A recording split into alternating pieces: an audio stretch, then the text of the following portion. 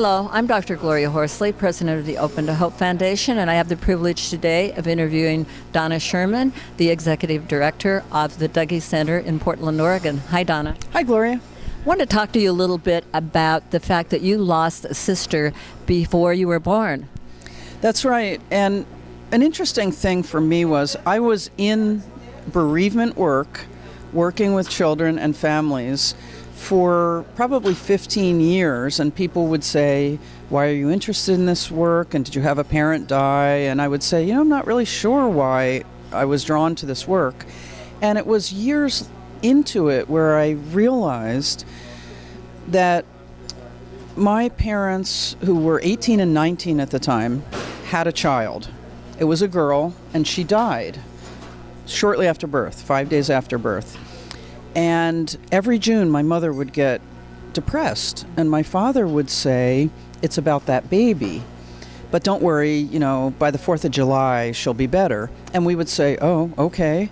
And we sort of learned, don't ask, never knew the story. I knew it was a girl, that's all I knew. Mm-hmm. And I was in my 40s when I finally realized how much their unaddressed grief affected me. And I called my mother, and she lives on the East Coast, I'm on the West Coast. I would say my mother does not wear her heart on her sleeve. She was brought up Irish, buck up. And I said, Mom, I don't know if you want to talk about this or not, but I don't know the story of my sister. And I really thought she might just hang up. I got off the phone 3 hours later. Oh my gosh. And she told me the whole story, and really it was the first time she had talked about it, and actually the first time anyone had asked. What a great story. And really what it says, it's never too late to take a look into those kinds of issues, is it? That part too, and it was really led to a lot of healing for her, and it changed a dynamic in our relationship that really strengthened and opened our relationship with each other. There was a softening. And so I think that she told me, for example, she still remembers the baby's mouth and fingers, and it's 65 years later.